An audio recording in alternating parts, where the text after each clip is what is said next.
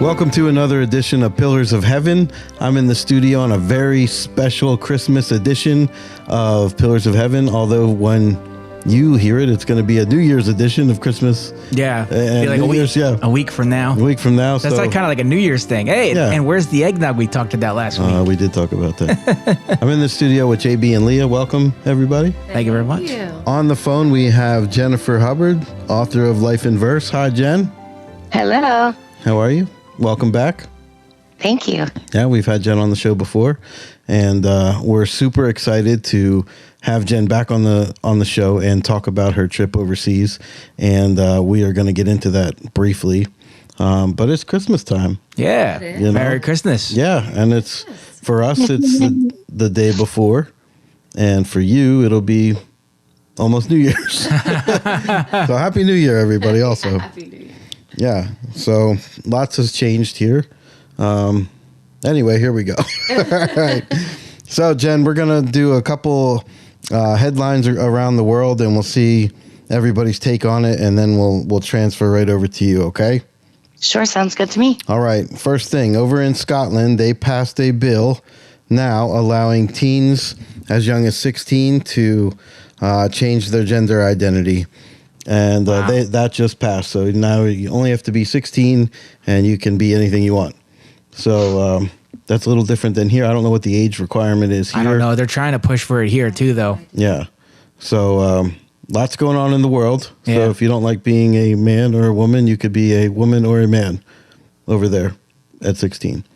So it's crazy. All I can say about that is I know the creator of the universe doesn't require you to cut something off for you to feel whole or to feel normal. That's all I can say about that. So I think this is an attack on our children. absolutely. This is horrible. This is child abuse. You know, if somebody comes to your office, you know, with a guidance counselor or a therapist or whatever, and the first thing you should say is, well, why don't we, help you get a surgery? Like, that's horrible. Mm-hmm. You know, like they probably need counseling. Yeah. You know, and back in the day, you would have gotten counseling. Or you would have got a straitjacket, I think. I mean, years ago, you could get a sex change operation, but that was after you had a series of counseling and everything else to make sure that you were mentally stable. Right. But now it's like they're pushing it on people like, oh yeah, go ahead. We'll sign you right up and get you right in there. Well, this in Scotland, it's without medical. It's totally without medical. So you don't need any. I don't know what the requirements are or what medical stuff you have to go through, but this is just or like on your own. parent consent or anything. Nothing. It's just 16, and you feel like you want to not be you. You could be somebody else. So anyway, that's happening in Scotland. So it's not just here that we think that it's an attack on everything here, and it's mainstream here. You can't say anything about anybody, and there's a huge push. I don't really think of it worldwide until I read stuff like that, where Scotland's going through the same thing. Yeah, it's overall just really sad to me. Yeah. I have teenagers and I see, just their struggle with identity. I mean, every teenager struggles with it, but I feel like it's even more of an issue these days for one reason or another. Yeah. Yeah, it's just really sad. Sad, right? What do you think, It Jen? is. Hey there, Jen, you there? Did we lose Jen? I think that Oh, there she is. I've said this before, but never on the air. But I think that when I was a child, especially in like my preteen years, if you would have given me the option to change my gender, I would have 100% absolutely wanted to be a boy. Wow, really? In my family, that was the boys they had the most fun. They were the most well-liked. It always just looked to me like that would be the more fun way to live. So, and I did grow up kind of a tomboy, but that, this is not an issue of like sexuality or gender. Right. It's just an issue of like a child only sees the world from their own limited viewpoint. That's a good point. A child should never be allowed to make decisions that impact their future. Like, Right. that's just, bottom line. I think I really liked what you said, Myke. The reality is there are a lot of lost and broken people in the world that are just looking for a way to fill a hole in their hearts. Yeah. And I think the really big problem here is that they're using the vulnerability of children against them, because I believe they're filling their minds with stuff. For example, and I know you probably have known them. Maybe you were a tomboy yourself, but I've known tomboys growing up, and it's almost like now, teachers might be telling them, well, you maybe you really should have been a boy. You know what I mean? Like, and that's like a horrible thing to say. There's nothing wrong with a girl enjoying playing sports or, playing in the dirt. There's a lot of girls that have grown up like that, and then they become very feminine as an adult, and they matured and they evolved. But to put this nonsense into people's heads is just, it's abuse. Yeah. Well, I don't know how much like teachers encourage it. But I do think they're just accepting of it. You have to get closer to the mic. There you go. So I don't think they really encourage it, but I think they do just kind of accept it. I mean, I work in preschool, and I absolutely, if the boys want to like put a dress on, I let them put a dress on, So I don't believe that's like encouraging them to be a female, but I believe that every person has like feminine qualities and masculine qualities. And so I think that girls should be able to express like what you were saying, like tomboy. And I also think that boys should be able to, I don't know, like play with dolls if they want to, Yeah, but that's different from letting them do that, or you absolutely, saying, but that's where it kind of starts. Though. Yeah, but it's different than you saying, oh, it's okay if you want to be a little girl. Right. You know what I mean? Or I think that's the line that they cross. Yeah. I hear you, but I'm just saying, like, I think there's an agenda here that they're trying to push off as like innocent, but I think it's filling kids' heads with wrong information. Yeah. Just by doing it in a subtle manner, just by saying, yeah, that's okay, and if maybe that you because, and like I'm saying, and as an example, like kids that are like maybe kindergarten, first grade, second grade, I mean, they're not even close to being sexually matured yet, and they're having all these ideas put in their head that's totally confusing them. The talk of like homosexuality, all that stuff, sexuality in general shouldn't even be discussed in kindergarten. Yeah, way too young. Yeah, and now do you guys know anything about comprehensive sexuality education? No. You're going to get your mind blown, but you should look it up. CSE. It's a Planned Parenthood promoted global agenda for sexuality education. Oh, wow. Starting at how young? Preschool. Wow. Starting at school. Yeah, beginning of school. So, there is actually, I agree with you, JB, there's a much bigger agenda at play here. And you're seeing these headlines that are promoting acceptance and tolerance, and those sound like such wonderful things, right? Yeah. It's all positive, and we're promoting these things that sound so innocuous, Right. but there actually is a huge push towards sexualizing children. Oh, sure. I mean, they push it off as like they sell it as like an innocent thing, preaching and teaching tolerance. But in their eyes, they're removing the limitation. Yeah. On what you can do and what you can be. But what you're doing is you're going to wind up creating a generation of people with so many mental problems, and psychological problems, because you're programming them to basically be homosexual, and they might not even be really homosexual, and they're just going to be so confused. Well, you talk about identity crisis. Well, the thing is, though, what you just said right there, you're programming, and that's what they want. Yeah. People that are programmable. So when the next big thing comes, they fall right in line. But oh, yeah. that's another thing that I think they want. I think they want everybody to be mentally unstable. Yeah, could be. I think they want everybody to have an identity crisis. Yeah. Yeah. And from a biblical standpoint, I mean, it really is just the enemy's attack on the family, right? Oh, sure. Yeah, absolutely. It's perfectly clear what the enemy is doing and succeeding in doing right now. And like you said, Myke, too, I think sometimes we think these are problems we're facing in the U.S. or only in the Western world or something, but this is a global agenda. And if you just think of how far the programming, we can call it that, has come. Yeah. When we were kids, you didn't even talk about being gay. Oh, not at all. No. When we were children, that's not that long ago. I mean, I know we're getting up there, but come on. Not that long, right? Yeah. So, that if you think about that in the context of and then our parents, and their generation. Oh, yeah.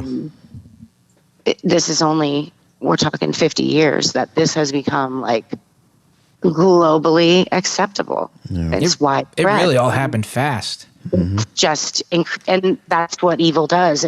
It increases in momentum, and the scriptures say that at the end times, the evil is going to multiply, So we do have a real basis for reading the signs of our times, even in looking at this, I think, because this is just sin running rampant in our day. Yeah, totally agree. You have to really actually feel pity for the people who are getting caught up in it, because it's like a whirlwind now. And because we've been conditioned and educated for these 20 or 30 years about tolerance and acceptance and all of these things, now this has just taken on, it's like a cyclone or something, it really is. Just get caught up in it. And there's a lot of, innocent people that are just broken and hurting and looking for any solution. And just like any other movement that, takes on a life of its own. I mean, look at the addiction problems that we have in our world. And that is also a global, Right. That was also a planned thing. It cripples people, and that's the enemy's job, to steal and kill and destroy. So, Right. Yeah, great points. Yeah, Great definitely. points. All right, let's switch to a different topic. Yeah. Let's go to a happier topic. What else is going on around the world? Well, we talk here a little bit, Jen, about The Chosen. Do you watch that series at all? I haven't. I watched a few at the beginning, but I haven't watched it. Okay, well, there's I know season 3 is out now, and there's apparently a scene about disabilities that's going viral, and it's resonating with so many people. And I was wondering if anybody here had a chance to see it. I haven't yet. No. But there's something going on with it. People are really Is it bad? I don't is it think offensive? so. No, I think it's people are really it's hitting home for a lot of people. Oh, okay. So it's making me want to see that even more. Well, I hope it comes to Peacock pretty soon. Yeah, I think it's on Apple right now. All right. But we'll check it out. Okay, so we are in the Christmas season. The recent poll that I just got the results from, and I looked up, says 75%. That's 75%. 75% of Americans forget what the real meaning of Christmas is. Really? 75%. Wow. Forget. Yeah. Don't have an That's idea. crazy. So you're saying they did a poll, Yeah. and 75% of the people they polled do not know the real meaning of Yeah. Christmas. Isn't that crazy? I think it's crazy and bizarre. Yeah. I think that when I thought first everybody heard that, knew. When I first heard that, I'm like, that cannot be right. Here that they forget, because Yeah. that is what they once originally knew. And I think that we are actually living in an unreached place anymore in America. When I was a youth leader, we had students, 9th and 10th grade students, when we did a little skit of, the Christmas story. They didn't know who Mary and Joseph were or anything. Wow. Wow. Yeah. So I'm surprised. That's a high number for me to think that people even knew what Christmas was about to begin with. You know what? That's a good point. Maybe it's not them forgetting. Maybe they just were never told. Yeah. Yeah, I was You gonna know what say, I mean? like, did Yeah. we forget? It's not something you forget. Yeah. So was this poll specifically the United States? Yeah, United States. See, this is what I'm talking about. And we talked about this in previous episodes. Our missions are right here. Yeah. You know, when people think about missions, I want to go overseas. You don't have to. Well, Yeah. you don't have to. 75% of the people in America do not know the meaning of Christmas. It's crazy. That's insane. That's Especially sad. during this Christmas time. Yeah. And as far as forgetting, right? I mean, even if you did know, it's almost impossible not to forget. Do Exactly. we not know as Christians have to stop and remind ourselves Yeah. in the midst of what culture has turned this season into? We all have to stop and be like, oh my gosh, like what? Yeah, because we're getting pulled. So all the distractions. And, You know? yeah. Yeah, that's a good point too. So for people who don't even know, I mean, there's no pause in the day to even think about that. 75%. That's a big number. That's a big Yeah. number. That's a big no. No wonder we're in trouble. You know. I mean, I guess it's not surprising though, because look how crazy people get around the holidays. You know, everybody gets all worked up and stressed out, and if you approach Christmas for the holiday, for the real reason, then there's nothing to be stressed out about. It's a season of celebration. Yeah. It's a gift. Yeah. Right. It's a gift. Yeah. Yeah. It was staggering to me, but now maybe not. Doesn't seem that far off, really. Right. If you think about, I never really thought about. People forgetting, is one thing, but people not even being told. I think it's just a Not sign that. of the time. It's another sign For of the sure. times. Yeah, for sure. Yeah. There are many, many unreached Americans. Yeah. Yes. That would be an interesting percentage. You know, this is not considered like an unreached nation, but because we have people from all nations living here, Yeah. we really do have endless, like you said, JB, missions possibilities right here. yeah. Right. Oh, yeah. And, people, my pastor always says, people are hungry. Oh, Yeah. definitely. Yes. People are hungry. Like, if you ever take the time to ask someone, a stranger, if you can pray for them, I've never had anyone say no. And a lot of times, if you invite someone to church around the holiday, they'll say yes because Yeah, they're they will. they're looking for what we have. It goes back to the previous conversation, right? These poor people who are getting sucked up in this cyclone of like sexual identity crisis. It's not really a sexual identity. It's just Something to grab onto. identity is rooted in the flesh, and what they're looking for is like what we have, you know? Yes. So yeah, it's an awesome time to be reminded of the reason that we celebrate, you know? Yeah. Yeah, good points. Not Good the points. answer for so many people, you know? So that's kind of humbling. Yeah. Sobering. Yeah, big time.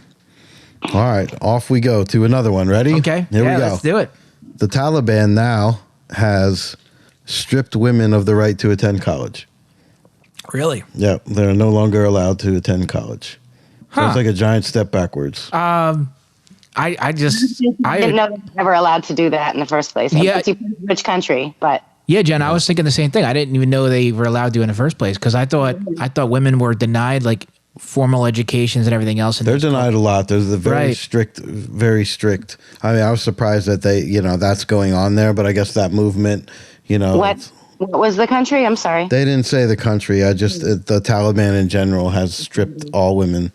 They can no longer educate themselves. So. I wonder if it's Afghanistan because isn't that the country they took over when we pulled out, when Biden pulled the It's one of military them, out? Yeah.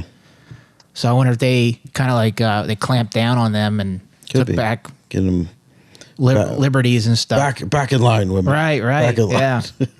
Leah, what do you think about that? Yeah, I didn't think they had many rights to begin with. Yeah. Yeah. So. Yeah, I didn't think. I know it depends on the country because there's a lot of super westernized Middle Eastern nations now. It's really different there than it was even 10 years ago. But yeah, I find that one surprising too, just because I thought that they didn't have that right. Yeah. that just goes to show like how little we actually know on our like what's happening in the rest of the world, you know? It's crazy. All right, off to this next one deals with Christmas too. This is over in Indonesia. There is a group called the Forum for Religious Harmony, and they have just made an agreement that prohibits Christmas celebrations without the government approval over in the entire area of Indonesia. Yeah. So you can no longer... You can't celebrate Christmas without permission? Without permission. And this is a predominantly Muslim, I want to say, not occupied, but it's a Muslim country. Right. And so you can no longer... The part I thought was interesting was this group called the Forum for Religious Harmony, which is just painting a picture of... a global, like, we're going to all get everybody in line. And because this Christmas holiday deals with the birth of Christ, we're no longer allowing that in. And because it doesn't fit with the rest of us. Oh, yeah. So. The reality is that the main religion they care about is Christianity, because the enemy knows. Excluding, do you mean? Yeah. Well, yeah, because the enemy knows that that's the truth. Yeah. I mean, they're not really focusing on any of the other religions because they know they're just misguiding people anyways. They're misleading. But it's interesting, because people bring it up different times, like, why is Christianity always singled out, Well, we know why. We know why. Yeah. Yeah, of course. Yeah. But, we get blamed for a lot of different things. We get blamed for the whole social movements and social agendas and everything else. We're the problems in society. We're holding everybody back. Yeah. Well, and this is, the attack. Well, we talk about this a lot, the world under attack of Christianity's under the attack, and the attacks going on in Africa and Christians being hunted down. And it's going on everywhere. It's not just, Sudan and Nigeria and places like that. But here it's Indonesia, it's Cuba, it's Nigeria, it's all over. Mm-hmm. And it's going to get worse. That literally came out of somebody's mouth, though. I seen that one. I don't know if it was on like a news clip or a commentary. Someone said that it was about Christian conservatives are holding everybody back. And we're the problem. My reaction to that was, holding you back from what? Yeah. Sodom and Gomorrah? Yeah. Like, what is it we're holding you back from? That's crazy. But even here in America, like, the latest poll that I saw was attacks on churches here, home side, up 174% since 2018. And a lot of that, I'm assuming, is after we overturned Roe versus Wade. So I'm assuming there was a lot of outcry of that. Those are just talking about external attacks on churches. I mean, there's a lot happening with internal combustion in churches. Things are just breaking apart, and there's so much disunity and lack of harmony. Churches are falling apart from the inside as well. That's certainly part of Satan's big master plan. Yeah. And that's some cheerful news from around the world. Jen. Merry Christmas, everybody. Jen, to piggyback a little bit on what you're saying about the problems internally with churches, I think with modern day times, it's harder than ever because there's so many distractions in our daily life. We have our cell phones, we have TVs, we have video on demand with services like Netflix. We have so many excuses to do other things aside from like meditating on the word and reading the word and prayer. And that is so catastrophic. The negligence of doing that is so catastrophic to our life and our walk with Christ. Because if you don't, I was talking with Dr. Myke about this yesterday.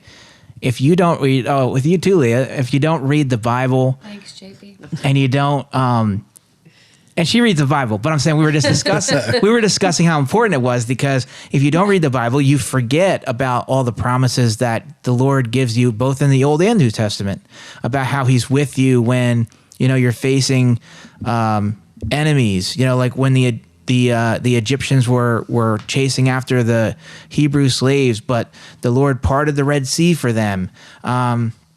These are important promises to constantly remind ourselves of, that if we're faced with a Goliath like David, that our Lord will come through and defeat those challenges for us, because it's not by our strength, but by his.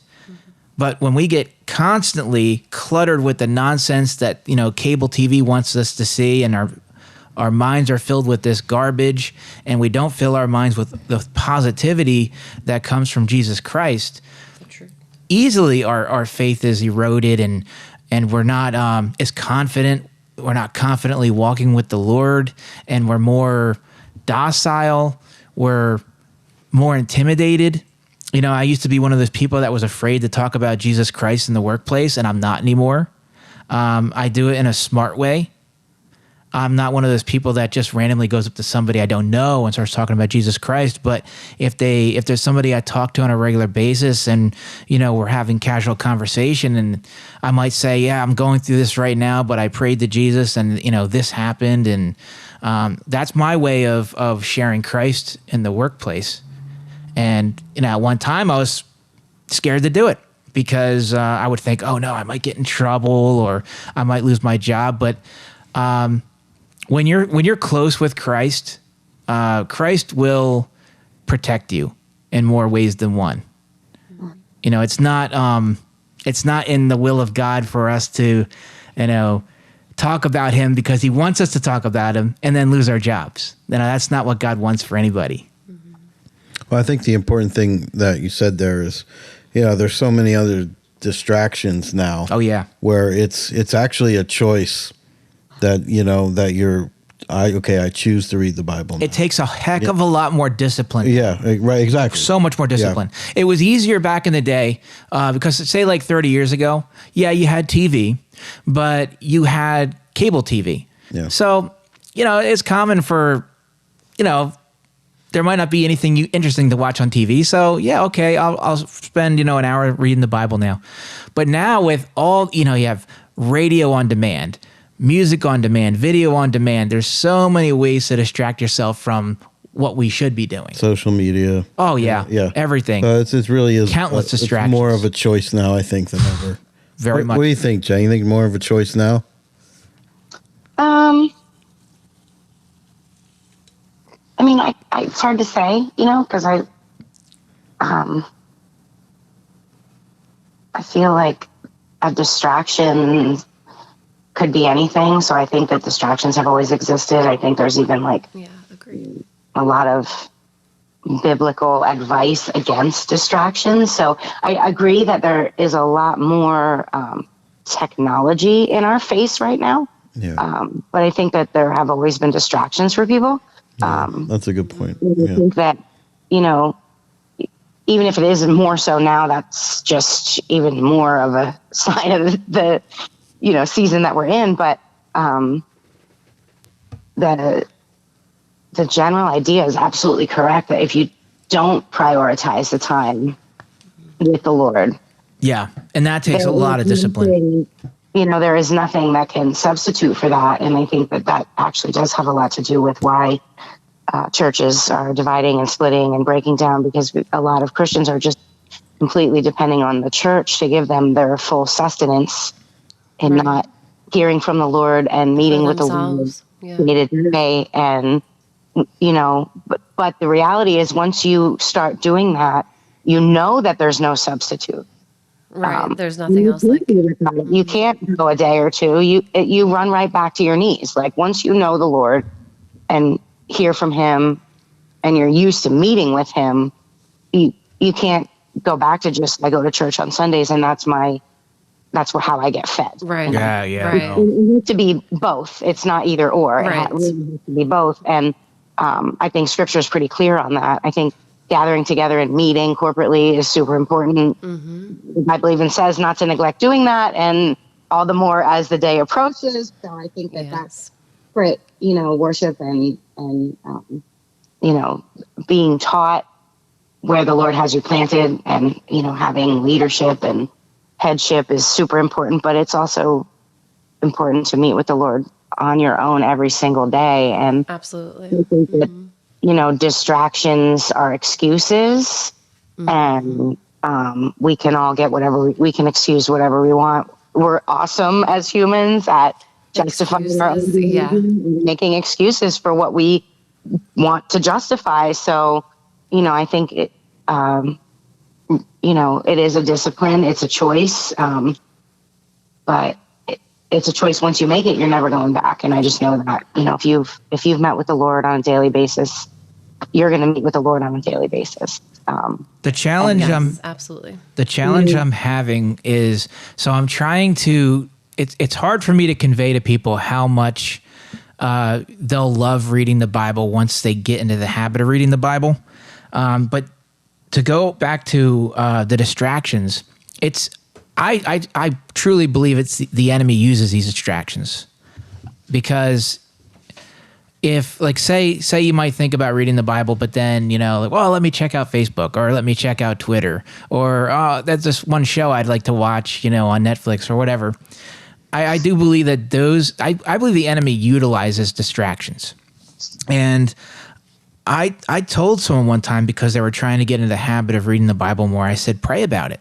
I told them, I said, before I start reading the Bible every morning, I pray and I ask Jesus to bless me with wisdom, knowledge, and understanding and insight. And I also ask him to bless me with an undying passion and an unquenchable thirst for his word and reading his word.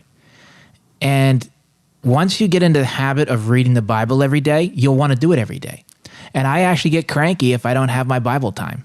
Well, I think that, that's what, and I think what you said is awesome, because, that's when you said you struggle with how to tell people how great it's going to be once they get into it. My immediate thought was Holy Spirit. Yes. Like, just Holy Spirit to speak to them. No one comes to the Lord unless they're drawn by him anyway. So really, that was my immediate answer. And I'm not that you said that. You just told them to pray about it. And, I think that, that's really all it comes down to. And I was going to say too, that as far as the distractions are concerned, I think that the best way it's not even that you can avoid that. You just address that, right? It's a reality of our existence. The best way to deal with that is that when you meet with the Lord, it's not haphazard or random. You have a specified time and place set apart that you meet with the Lord. You have a prayer closet, you don't bring your phone in there. You don't have a prayer closet, you just set aside that time and space to be with the Lord, because it's not like, oh no, I didn't have time with the Lord today, I better squeeze it in before I fall asleep. It's kind of the same principle as like tithing. Like, we give the Lord our first fruits. Right. And then he blesses us with abundance. We start our day, or not that that's a rule, it doesn't have to be, right? But we choose a time.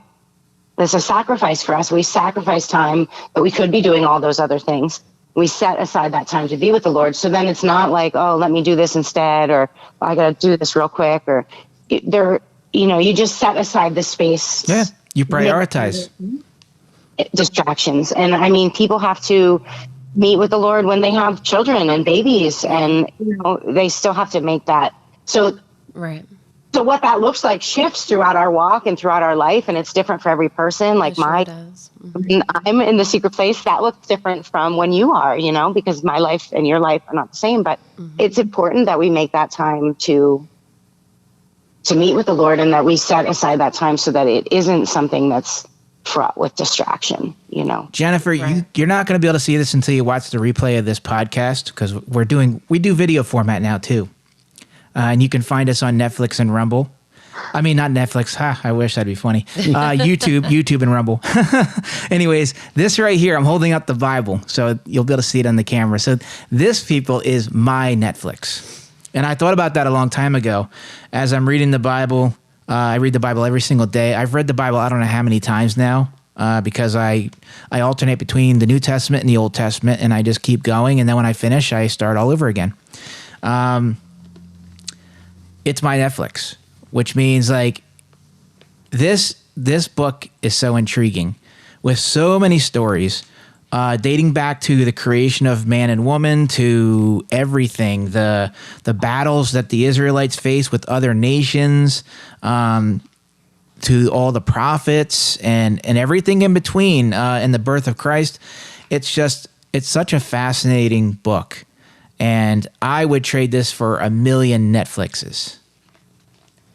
Or I would trade 1 million Netflixes for this, right. because I read it every single day, and I just want to put that out there, because a lot of people are under the assumption that the Bible is boring.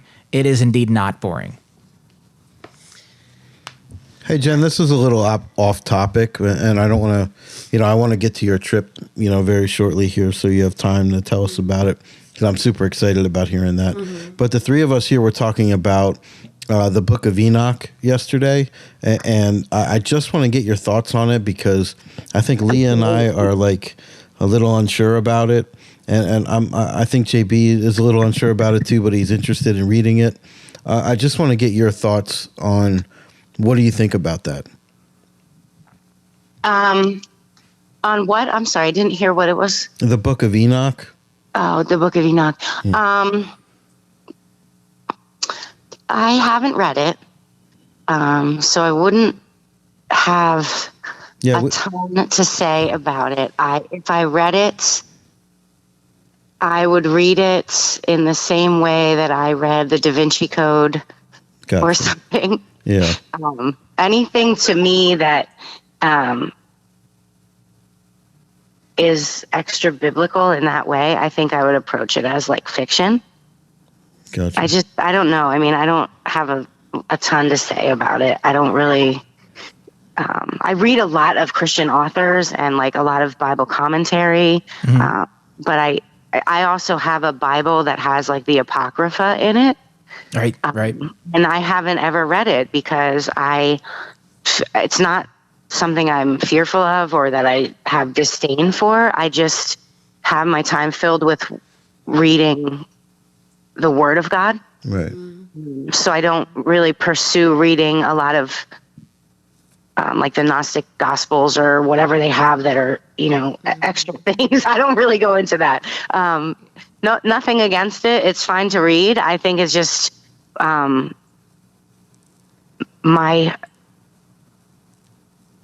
a scholarly perspective, I would want to know absolutely everything the Word of God has to say to me before I heard anything else. Mm-hmm. And yeah. I don't. I read the Word a lot, and I still discover new things and everything. So, right. I think that's going to be ongoing for the rest of my life. So I just don't want to bring in things that I would find confusing, if that makes sense. Like, it would be easy for me to separate it onto like a fiction pile. I read a lot of actual biblical fiction, interestingly enough. A lot of books women write about biblical characters, especially the women in the Bible. I've been reading all this Ted Dekker stuff. He's a good author. So I don't know. I read a lot of like biblical and Christian fiction. I'm not like opposed to it. I'm not sure. Like, if that's, to me, the scriptures are holy, and I read a lot of books, and I'm a writer, and I've never even read a book other than the Bible that doesn't have like some sort of a typo or a mistake in it. I had to reconcile that when my books were published. Like, they're not going to be perfect, but the Word of God is infallible. And I think if the Lord wanted those extra things in there, they would have been in there. He could have made that happen. If that's just how I view it. Yeah. I'm not sure. I don't think there's anything like wrong with reading it, as long as it's not confusing for you. And I'm not sure. I think that's my take on it. Is I'm worried I'll get confused with reading something. You know what I mean? We all have a struggle with doctrine, confusion anyway. Right? I mean, if pressed, do you know exactly what you believe about exactly all the things? Because one thing I've been learning recently is that I really don't. So I just feel like, I don't. That would be like if I was taking a course and there was a book that wasn't required reading. Like, why would I read that right now? I'm studying to get the class I'm taking. I don't know. Yeah, well, I know there's a lot of interest in it, and I have some to like love it and think it's great. And to me, I think it's great. If it speaks to you, hallelujah. I'm just not really. Yeah, I'd like to read the Book of Enoch and the Apocrypha from like a historical perspective, because those writings are so old. They're such ancient writings. Those writings existed either before, I think before the time of Jesus. So they're very old writings. The Apocrypha is like between the Old and New Testament. So it would be before Jesus for sure. And one of the reasons why I heard the books of Enoch were, because I guess there's like 2 or 3 books of Enoch. The reason why they were excluded, one of the reasons was because I guess most of it was not written by Enoch. And I'm sure there's other reasons too. But the real reason why I wanted to read those books is because, believe it or not, there's one reference to the Book of Enoch in the Bible, in the Book of Jude. They mention something that Enoch wrote. I'm like, well, that's interesting. So I think my advice to anybody that's interested in reading these books is just take it with a grain of salt. It's not considered God-breathed. It's not considered God-breathed Holy Scripture. But if you want to read it from a historical perspective, I think that's fine. And be prayerful about it. If you feel comfortable praying before you read it, ask the Lord to protect your mind and to have Him speak to you in whatever way that the Lord wants to. Yeah, it's a good point. I just wanted to see what you thought about it, Jen, because there's been, not just JB when we were talking about it yesterday, other people have asked me about it, and I really don't know what to say about it because I haven't read it either. That Never had any. I've learned in the course of writing the books that I wrote is that there has to be room in our faith for mystery. Like, we could be a Bible scholar for 100 years and study every Still not know everything. Greek and Hebrew word, but there's things that we're just not going to understand. And like Enoch is a perfect example of that, because Enoch is like a really mysterious biblical character. Yeah. Even aside from this book, which has appeared somewhat recently in the scope of history, right? The guy disappeared and he was taken up. And then there's this whole faction of scholars who believe that when the 2 prophets return, Enoch and Elijah will be the ones because they were the ones who were taken up. And they never died earthly deaths. People believe Moses and Elijah for their own other reasons. And there's so much cool mystery there. There's when it comes to the history of the Bible and the prophecy of the Bible, there's so much mystery there. And so, I agree with you. Absolutely. Prayerfully approach anything that you want to read, because it should speak to your spirit. And if it doesn't, then you should not be reading it. Like, if fiction or otherwise, right? Mm-hmm. Hey, Jen, going back to Ted Dekker, have you ever read the book Heaven's Wager? Yes. That is such a good book. It's a wonderful, oh my gosh. Oh, I'm reading his AD 30 and AD 33 right now. And I mean, if you want to talk about like historically accurate biblical fiction, this guy is incredible. Yeah. And they minister to me. And, but it's fiction. So I'm approaching it from that standpoint, of course. Yeah, I think just very entertaining, though. Prayerfully approaching anything that you're reading, and even when it comes to entertainment and distraction and technology realms, right? Like, we shouldn't, if something's not ministering to our spirit, we probably shouldn't be involved in it, even if it's something we're watching or listening to, and that is another whole discipline, the sensitivity to the spirit, like training yourself to. Yeah, distractions come in all different forms. I mean, even something that's positive can be a distraction. Absolutely. Absolutely. So, yeah, I'm not sure if I answered your question at all, Myke. I don't know what to say about that. And I'm content to be confused and curious about it, I guess. I just like I'm in like the same boat with Dr. Myke. So I had different people ask me about those books, and I want to be able to have an answer for people, because I don't want them to, and don't get me wrong with this. It's not a pride thing, but I don't want to be outwitted by somebody if they try to use those books against me. Like if they say, well, did you ever read the Book of Enoch, or did you ever read the Apocrypha? And then if I say, well, yes, I have, and I know exactly what this book says, you know what I mean? Something like that. Oh, that's so Sometimes the right answer is, I don't know. I don't care about it. I'm not sure. I don't know. I think because if people are trying to outwit you, they're probably approaching the conversation argumentatively, and we're not really supposed to get anywhere anyway. We're not really supposed to engage in argument, you know. Not an argument, but a discussion, because I've had a discussion with a coworker, and we're friends. But he brought up about the Book of Enoch, and he started talking about things that were in it, but I'm ignorant to it because I never read it, and that's like that's somewhere where I want to strengthen my knowledge. I want to be able to engage in a discussion with somebody about those books, and like if they bring them up, and if I have no knowledge of them, if I never read them, then I can't really comment at all on those books. Yeah, but I think that's okay. I don't know. I agree with you. I think sometimes it's okay to just not know, and maybe, I don't know. I've never in my life been approached by anybody who wanted to argue with me about like extra biblical scriptures. Yeah. But if someone's that bent on like aggressively approaching a controversial topic, I'm usually gonna just like go get a drink of water or something. Well, no, it's not.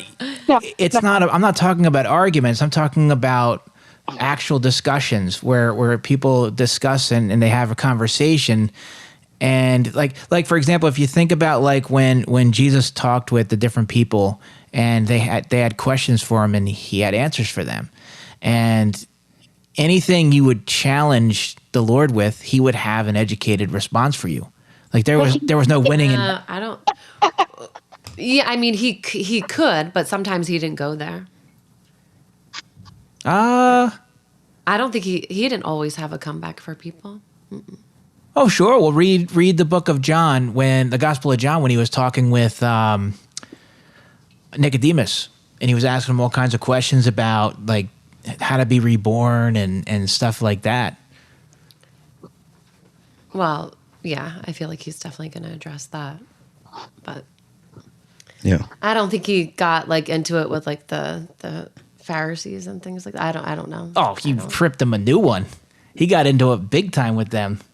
In fact, every time Jesus was harsh, it was always towards like the Pharisees and the Sadducees. But he really laid into the Pharisees. He was the one that for sure, called them like the brood of vipers. Yeah. I still don't think he had to come back for everything. Yeah, well, we can discuss that for a long time. But I don't want to take any more time away from Jen, because I know we're super interested to hear about your trip. So tell us about your trip, where you went, what you saw, and how it spoke to you. Because I'm all ears. Mm-hmm. Just all those simple questions. Oh, yeah. So I was extremely privileged to, my mom took me on a 17-day trip. We went with Zion's Hope. They are a biblical history and prophecy ministry. They have a magazine and a lot of other publications.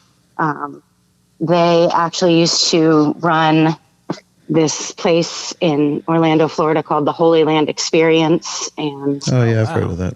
I went there with my grandparents, and my grandparents went to Israel with Zion's Hope.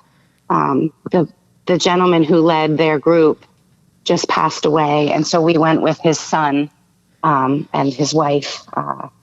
So we went to Israel and Jordan and Saudi Arabia. Oh, wow. where we went. Wow, Yes. that's awesome. We were in Israel for a week before we even got to Jerusalem. Oh wow. Oh my gosh, it's really hard to condense the experience. Where we went, what we saw, what we did was just a lot. I'll try to sort of give you some highlights, and then I would love questions. Okay. Okay. We were in Israel for a week before we got to Jerusalem. We went to a lot of Roman ruins, a bunch of Herod's palaces, Herod Philip, not Herod the Great. We learned a ton, so much. Like it was like a crash course in biblical history and prophecy. It wasn't a vacation. We learned a ton about and saw all of these places. We went to, I think, 4 or 5 of Herod's ruins. We went to, I made a scrapbook, so it helps me a lot because we did so much. We flew into Tel Aviv. We spent our first night in Netanya. I went in the Mediterranean Sea. Yeah, wow. Went to Caesarea, not Caesarea Philippi, but we did go to Caesarea Philippi later.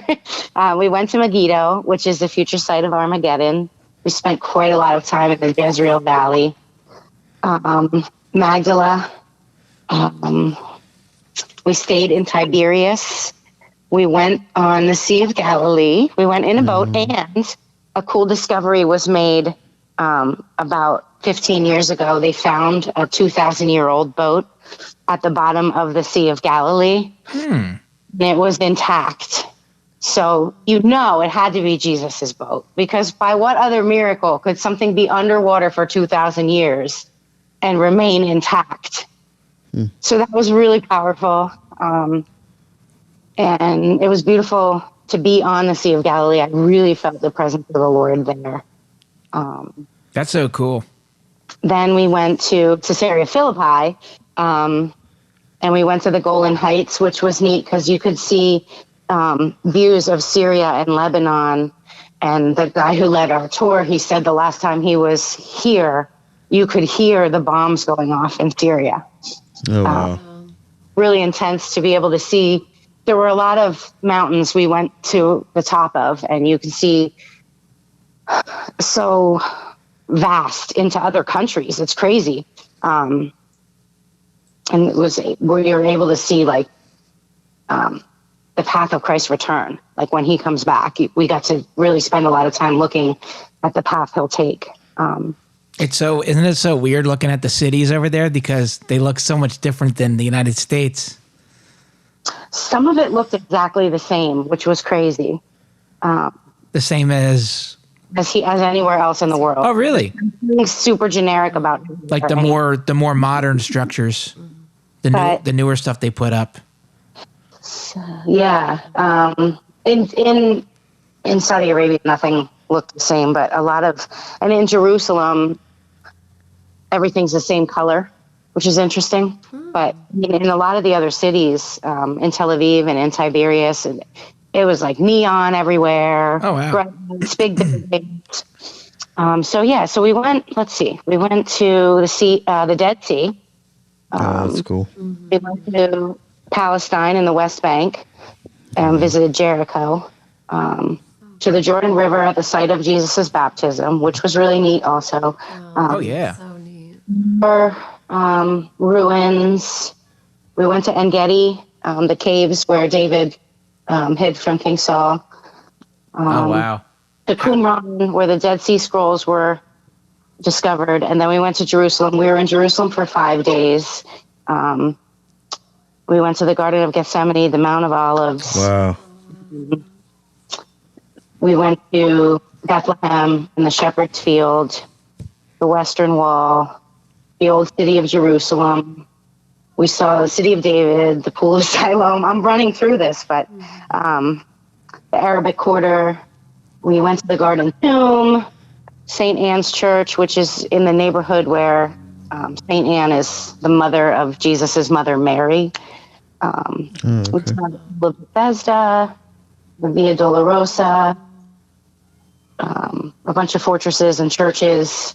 We went to this Timna National Park, and there's a wilderness tabernacle there, which was really awesome. It was like a life-size, built-to-scale model of the tabernacle that the Israelites traipsed around the wilderness with.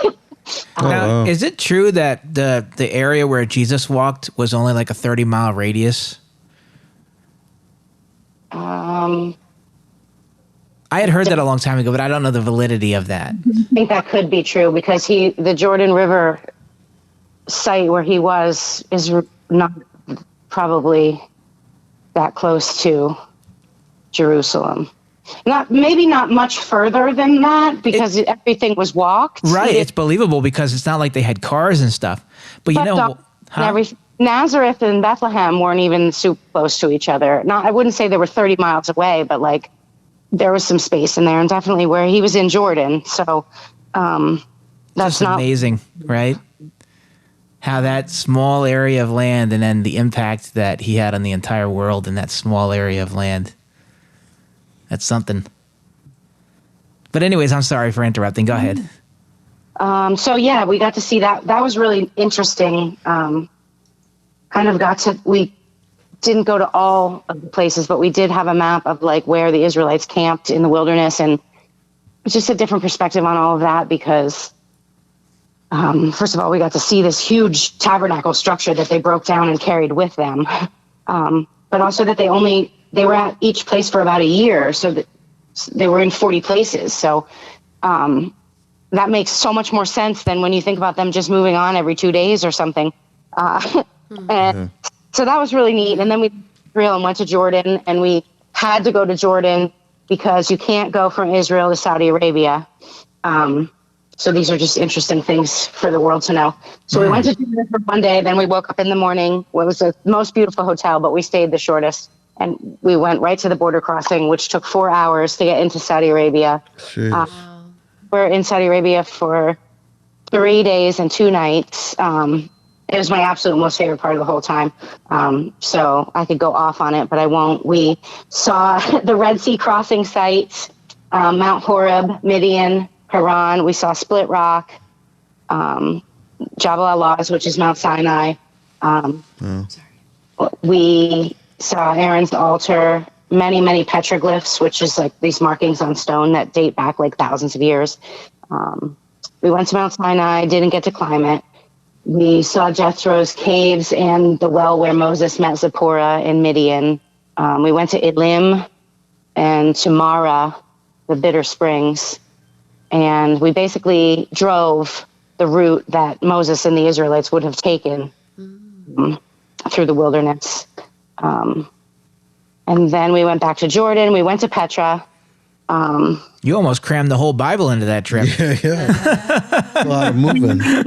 Comprehensive, and I'm telling you what, it was intense. We didn't sleep very much, and our last stop was Mount Nebo, which is in Jordan. But from Mount Nebo, you can see the entire Holy Land, and it's where the Lord took Moses and told him, "This is the land I'm giving to your people." And that territory includes Egypt, Saudi Arabia, Jordan, and Israel. It's not just Israel, so that was really interesting to see it, just to be able to stand anywhere in those 4 nations. It was pretty powerful.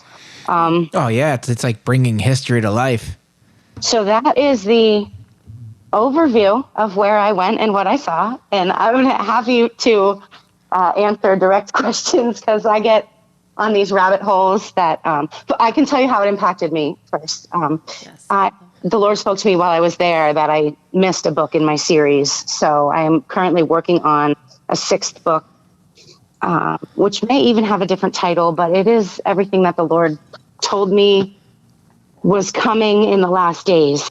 So oh, wow. Good prophecy right now, which is really exciting. And what spoke to me the most were the things that I learned about the fulfillment of prophecy that is taking place now, that is on its way to fulfillment. And just my heart is completely enmeshed with Middle Eastern culture. And I really want to go back. So I am planning to try to go back. The group that we went with does mission trips, and I would like to do a mission trip to Israel. Hopefully this summer. We'll see how it goes. But the only lament I had about the entire trip was that while we were in Israel, in all of Israel, not even just Jerusalem, every place we went was like a huge tourist destination, buses and hundreds of thousands of, Americans and Western Europeans and everybody from everywhere. So I didn't feel like I experienced any of the culture. Yeah. The world. I did feel that I got to have a little bit of that experience in Saudi Arabia, because wherever we went, it was just our group. It was the most barren wilderness I've ever seen or been exposed to. It was amazing. But so, yeah, I would love to, return specifically to Israel for the experience of understanding what it's like to live in Jerusalem today, and what it's like to be a Jew who lives in Jerusalem today. We didn't have exposure to any of the people, the cultural aspects. I was really hoping we'd get to do a Shabbat dinner or something. The most we saw that, directly reminded you of anything that was current was Sabbath elevators. What'd be really cool is if you could do almost like a foreign exchange student sort of experience where you get to stay with a family that'll welcome you into their home, and you spend the vacation with them and live as they do.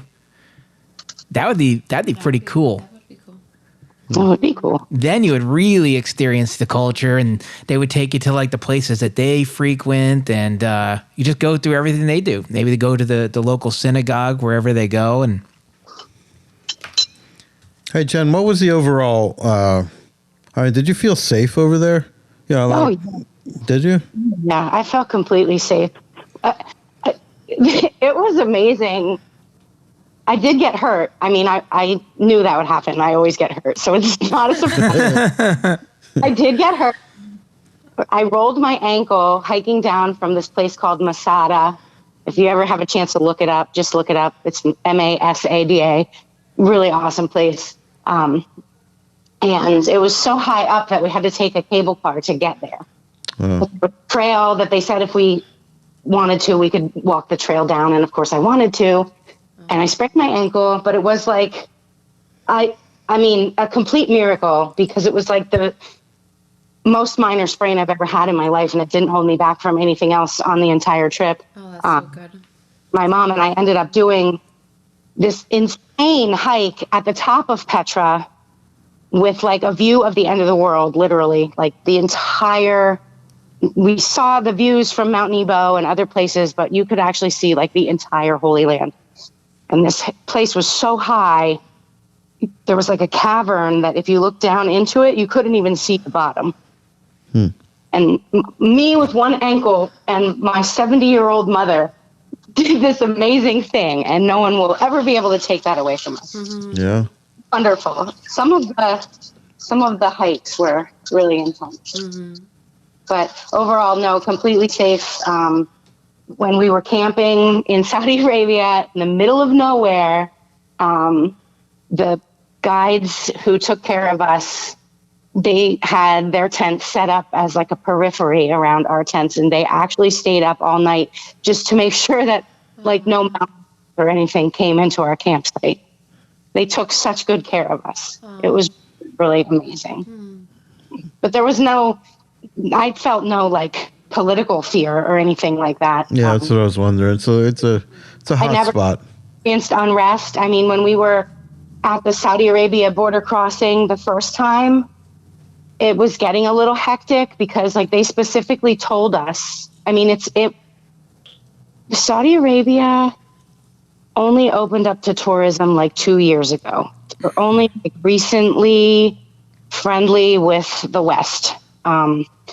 And so they don't have anything. Like, we didn't spend a penny the whole time we were there. There were no shops, no stores. Like, we only saw one town. It was So they're friendly with the West, just not with Biden.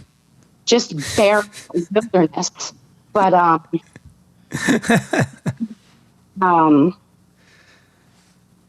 yeah. So like, when we were coming through the border crossing, they specifically told us, like, we weren't supposed to talk about having been in Israel because they don't get along with Israel. Like, you're not even allowed to go from Israel. If you're an Israeli citizen, you can't go anywhere else in the Middle East. Yeah. Oh, wow. I never knew that. The guy on the plane told me that. So he was like, I can't believe you get to go to all these cool places. I'm not allowed to go. And so you can't fly or cross from Israel into Saudi. So we had to go to Jordan. So we weren't supposed to be there talking about, first of all, they told us, when you go to a border crossing, don't say anything. If they ask you a question, you answer. That's it. You don't volunteer any information. Yeah. But there were some people on our trip, and like, you know, I traveled with Americans, and the trip wasn't cheap. So it was a certain class of Americans that just think they're entitled to whatever. And so some of the people on our trip were getting lippy with like the border crossing guards. Oh boy. And they got some things confiscated. They took their, like, it's not a menorah. It's actually a lampstand. It has a 7 prongs instead of the 8. But, and like, my mom had one, and that was the only thing she wanted to bring home. So I was just praying the whole time that, like, they wouldn't look in her luggage and take hers. Yeah. But I think that the people who got things taken were because they were getting rambunctious with the border crossing people. And so that was the only time I felt like, oh, I don't want to be associated with the people we were with. And I just kept like, moving to the back of the line, like. Yeah, some people don't understand that.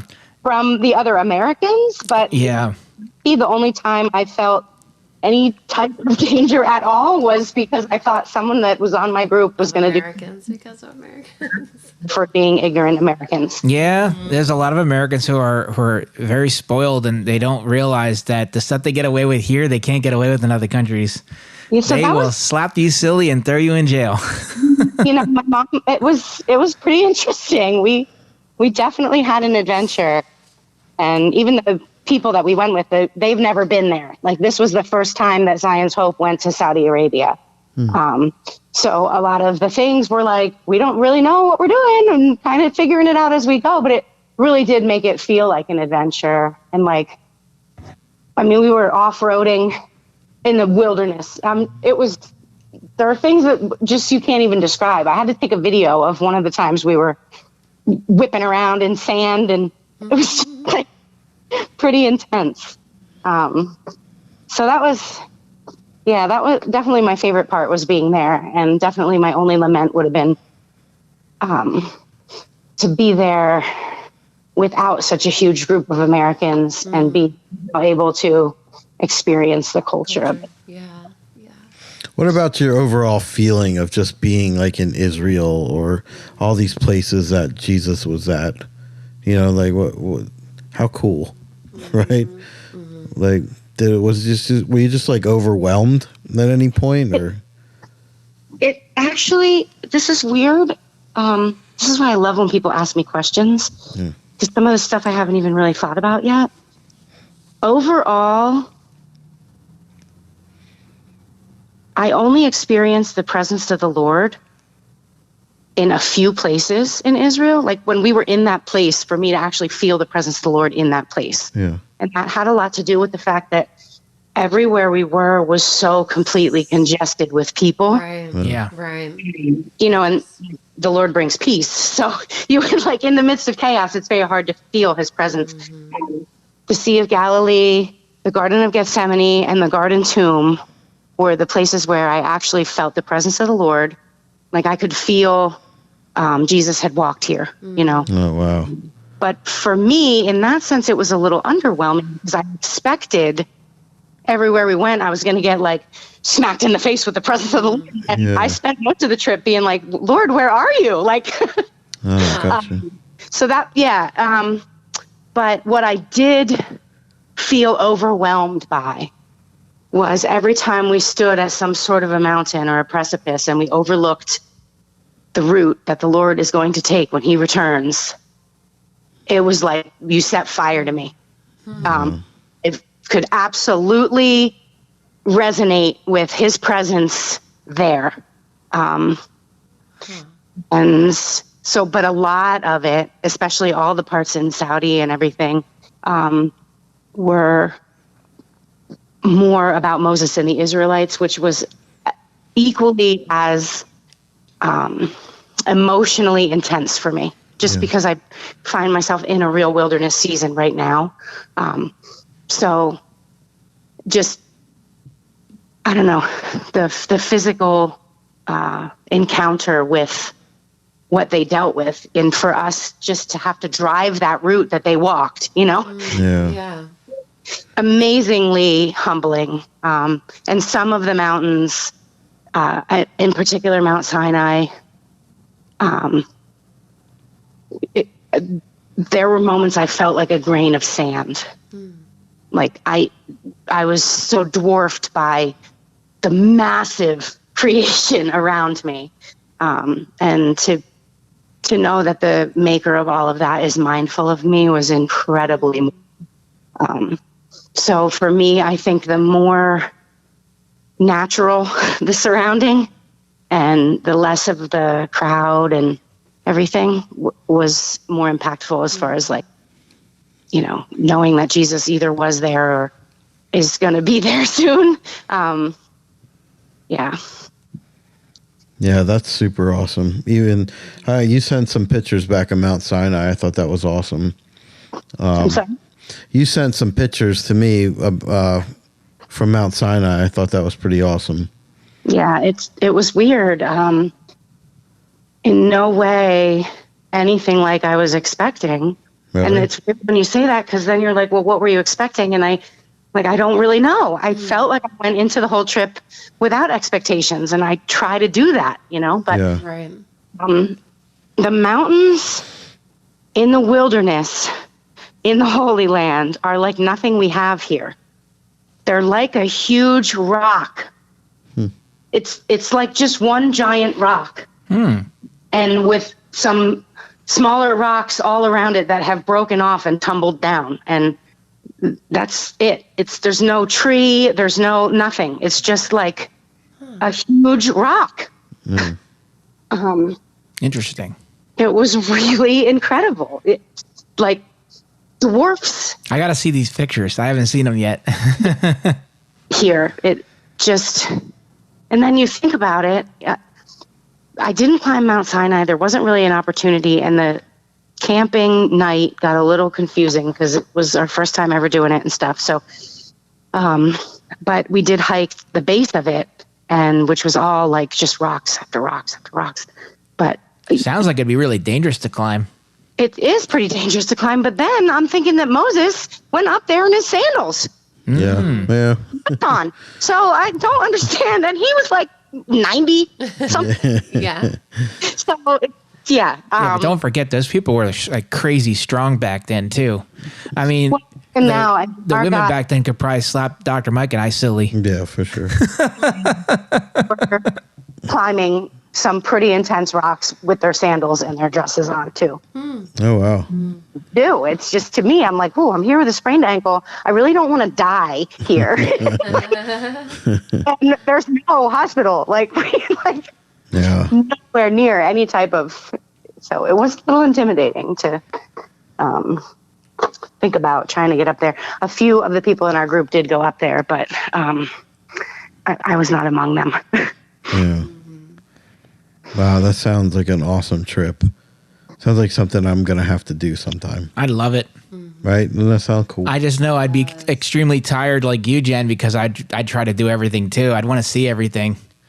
Oh yeah, and then our days were just we'd be up sometimes at 4:30 in the morning. Oh, wow. Latest we ever got to sleep was 7. And you don't have an option. Like, they give you a wake up call in your room, so you're up. And then we wouldn't get back to our room some nights until 8 or 9 o'clock. It was all day, Wow. And there were just like so many lectures and so much, like, you learned all this history, and it was just like a lot. It was a lot to do. Yeah. In combination with a lot of like physical, like hiking, climbing, walking, Yeah. And it was, you know, like matchless. We'll never ever be able to repeat it or replace it. And it was a miracle in my relationship with my mom. We've come so far, and like we were trapped in a very small space for. So, you know, it's been a blessing in a lot of ways. But with such long days like that, I guess it doesn't matter, because by the time you get back to your motel or hotel, you're just ready to crash. For the most part, yeah. So, you know, sometimes you get like your second wind at dinner and you're like, oh, you know, you want to be awake. Yeah. Oh, it depends. It was the first couple days I was there, I didn't sleep at all. It was weird. I never experienced any type of jet lag. In fact, I've always made fun of it and said that it doesn't exist. I never went through anything like this before. I actually think it was an attack of the enemy and not anything that had to do with like the travel. But regardless, I didn't sleep for like 3 days, and I was starting to be like a little crazy. And I couldn't do anything because my mom was right there sleeping next to me. So it was just like laying there wide awake for endless hours. I don't know what that was about, but Wow. I started sleeping again. So Yeah, good. and now my mom, like ever since we've been back, she wakes up all early in the morning all of a sudden. She's a person, but I guess those 17 days of like crack of dawn wake up. I love getting up early. You can get so much done when everyone's still sleeping. That sounds like an awesome, you know, that's cramming a lot of stuff in the 17 days. Like you said, you like walk the whole Bible. Yeah. That's cool. Yeah, but that must have been just cool to be in the same area that, you know, he walked, and like being in the water of you know, how awesome, man. Yeah. Every time there was water, I went in it. I was in the Mediterranean Sea, the Red Sea, the Dead Sea. Cool. That's so awesome. That's really neat. The waterfall at En-Gedi. Wow. Something else I was in. And we went on the Sea of Galilee. I didn't go in there, but every time I went in, I was like, maybe these are healing waters. Yeah, right? You know, and the Jordan River was weird because they actually talked about it, that in the Bible it says the roaring waters of the mighty Jordan or whatever, and it was like a trickle, and it was mud. Like, it was muddy water. It was so brown. I was like, I can't believe I even went in there. And when I look at the pictures now, I'm like, ew. Like, but it was, we're not in rainy season at all right now. So it was just like, you could throw a stone, like smaller than the Delaware, to get from Israel to Jordan. And it was crazy because right there at the crossing, like, we could have just walked in, but there were soldiers everywhere, and it was kind of crazy. Like, it was a trick of a river, and it's so hugely mentioned in the Bible. There were times that the guide would tell us we're crossing the Jordan again, but it would be a dry riverbed. Wow. It's kind of odd. Yeah. Yeah, that is weird. Oh, I'm definitely putting it on my list of somewhere I have to go. One of the coolest things I learned is about this place called Neom. Yeah, you were telling me about that. I actually did a section on it. So anyway, where we were in Saudi Arabia, which is really interesting because the scriptures are so self-fulfilling. Like, it's like a whole circle, you know? So the whole territory where we were is the territory where Moses and the Israelites were in the wilderness. We saw the Red Sea crossing site. Like, you could look across the sea and see Egypt. Oh. And it's not like far, you know? But it was also the route that Jesus will take on his return from Israel from Egypt through Jordan and then Saudi Arabia. And there's going to be this thing called the King's Highway that Jesus is going to be triumphantly entering on. And it runs through all four of these nations. And most of the places that we were in Saudi Arabia were near that area where the return of Christ will take place before he comes into Jerusalem at the East Gate. But it was also this territory called Neom, which I think everyone in the world should be aggressively Googling right now, because we really have no idea about what's happening in the world until you find out things like this. But this is like a prophetic city that's mentioned in Revelation 17 and 18. And I think it's also in the book of Daniel. And it is a line. It's 170 miles long. And we drove the whole 170 miles. We were all over the place on this area. It's an undeveloped area of the Saudi Arabian desert. And it's a city that's going to be fulfillment of prophecy. That that city that you're talking about, that's that self-encapsulated city, right? Yes, it's going to be the first ever self-governing city. It's like within indoors. And it's the first carbon-free. There's no vehicles. It's very odd. And it's like a jail. It's like a prison. No, it's like a luxury living. It's the craziest, most expensive, luxurious. It's better than anything you could see in Dubai or the Arab Emirates. Oh, wow. And so if you go to if you Google Neom, it takes you to all these websites, and you can read about it. And then if you read about it. But if you go in it, like they could lock you in and not let you out if they wanted to. No, I don't think that has anything to do with it. Well, we must not be talking about the same project then, because I'm talking about this futuristic city that they're having plans to build, where it's all like indoors, and like you have to enter into it.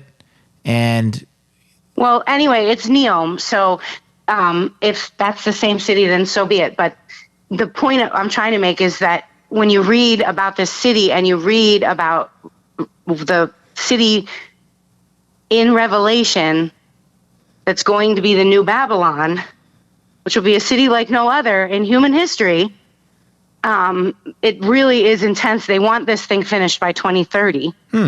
People are already buying into it. The very, very wealthy. The first completed project is an island in the Red Sea. And it's going to be like where the elite people live. But anyway, the whole point of it is it's insane to actually be somewhere where you're seeing prophecy being fulfilled in that moment. It was really cool. We got to see like the groundbreaking construction for Neom. We saw the cable and internet people there to lay all of that down. They were at the same place we were having lunch one day. And everywhere we went, there were these flags marking off the Neom line. And like we went in these solar bathrooms that are like all they had for miles and miles. We'd be just pulling over to make a rest stop, and they're all solar powered. So the whole city is going to be very, very different from anything the world has ever known, which is hard to even fathom because the world has known some crazy stuff. Yeah, that's the way they're promoting it. It's crazy. They're promoting it according to the biblical prophecy that it fulfills, and they don't even know it. So that's amazing to me. And was like the most exciting part for me, because it gives me such not that I am like focused on the when or whatever. I'm not, the Lord is going to come back when everyone least expects it. And that's exciting and full of mystery right there. But it's just exciting to think that we are going to see it. Like I believe with all my heart, this generation is going to see the return of the Lord. I just believe that. And that's so exciting to actually get to like walk that out in a physical sense in the world. And that is the center of the world. That's where he's coming, He's not really entirely focused on what's going on in America. His whole return is centered around what's happening in the Middle East.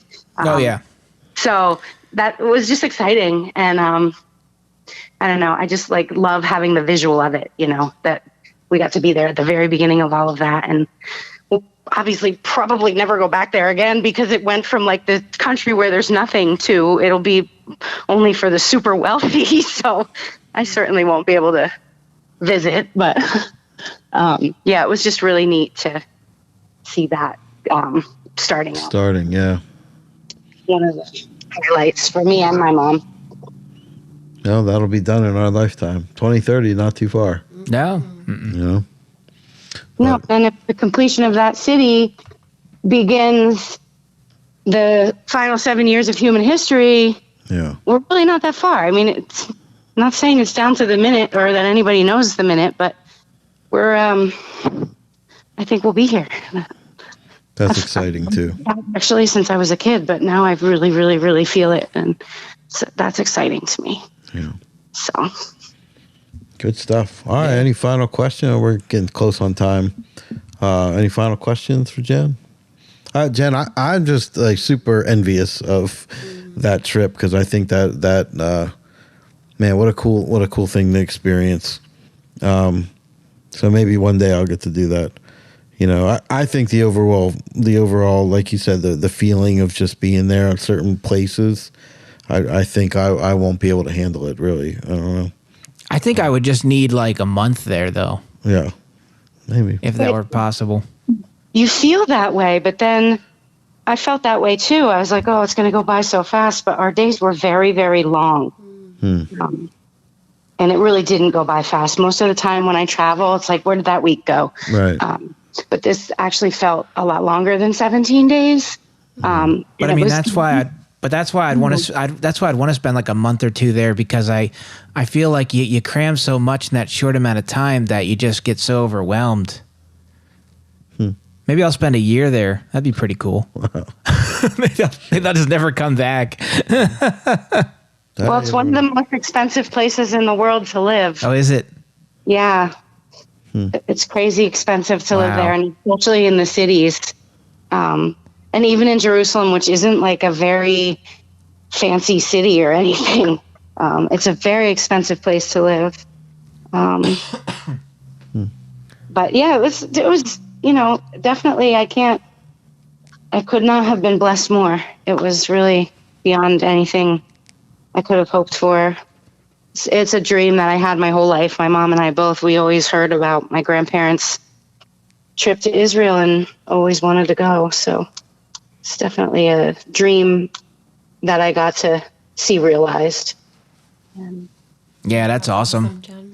It's really fun to, especially because, you read the Bible all the time. So now it just brings everything to life, my mom and I keep saying that the word of God is so different now. And when I read anything, and I do like you, JB, I go Old Testament to New and back and forth, but there's never a page I read where I don't circle somewhere I've been. It's crazy now. Yes, that's awesome. It's so weird. Like, this is just so weird. Oh, I was there. Oh, I went there. Oh, saw that. But then it is kind of like you have to have a really good imagination because what we saw wasn't what they saw or anything. Right. You know what I mean? Like, even when you go to the ruins, it's like a part of what was there. Right. Yeah. So you do have to really have a good imagination. Sometimes it's hard for me I'm not like a super visual person. Like sometimes it's really hard for me to visualize.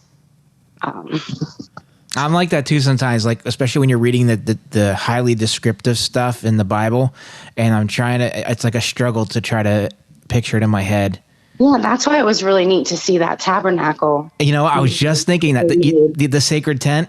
Because I'll never read about that again the same, and I was never able to like when I saw it, I was like, oh, that's what it should look like. But if I ever tried in my mind to visualize it, it wouldn't. That's not how I would see it. Like in the book of what is it, Leviticus, when they talk about the building of it, and I know because they go into so many details, and I try to picture it, but I can't really. And I would like to go online and maybe Google some images of it or drawings even, because I know like an artistic mind would probably be able to draw up some kind of a sketch.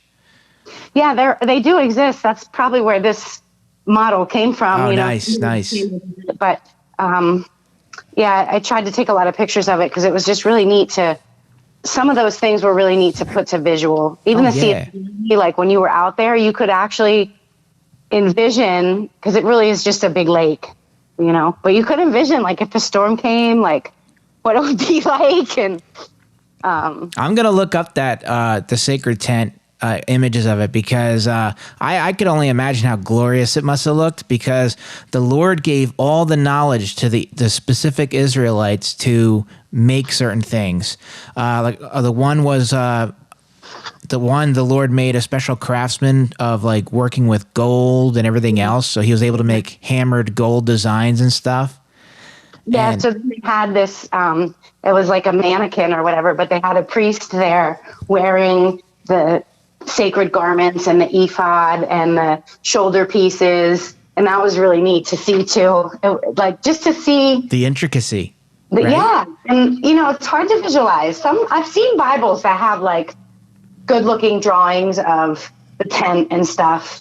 But it was just neat to see. They had the horn on the corners of the altars, and they had, like, obviously red paint, but the blood there, just a way to see it all, Because I think, like, when we were younger, we probably thought, oh, well, all this stuff must have been primitive because, it was so long ago. But when you read the scripture, though, the Lord specifically gave these craftsman abilities to these people, these certain people, to make these things. And so I imagine they're, like, amazing, breathtaking items.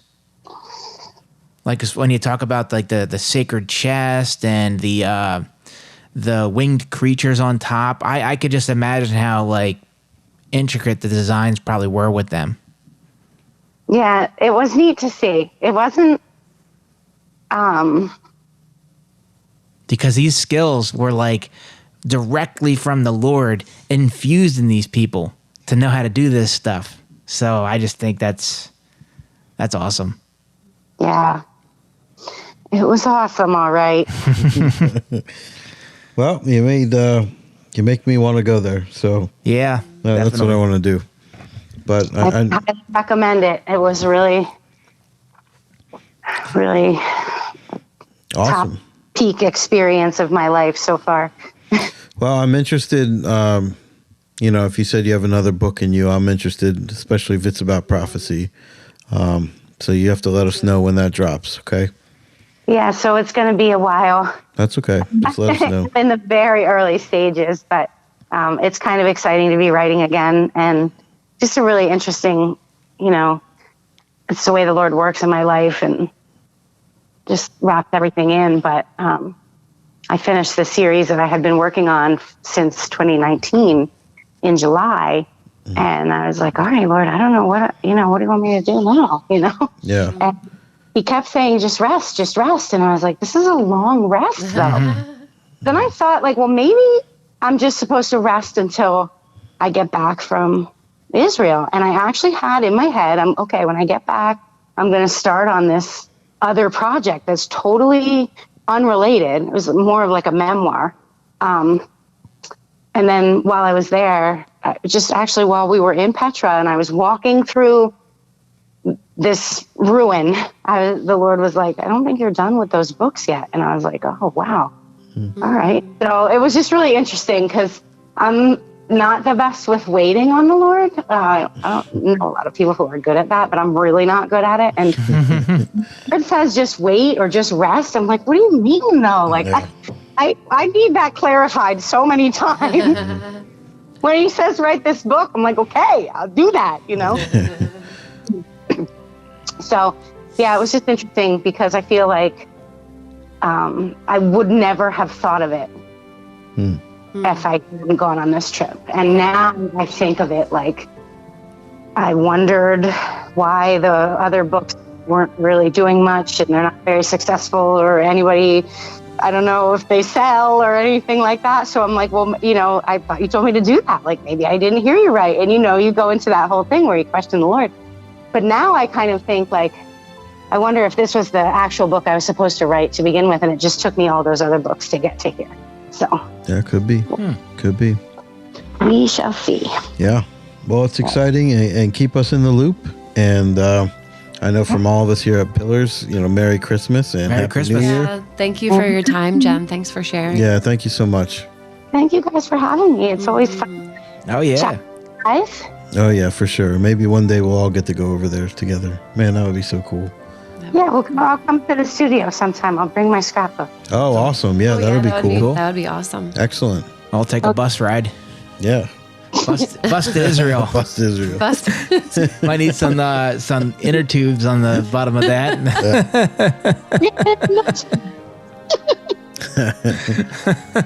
All right, Jen, well, have yourself a great day and a great season of celebration with Christmas and New Year. And hopefully we'll be in touch very shortly. Sounds good. God bless you guys. God Merry bless you Christmas, too. Jen. God bless you, Jen. Take Okay, care. Bye. Bye-bye.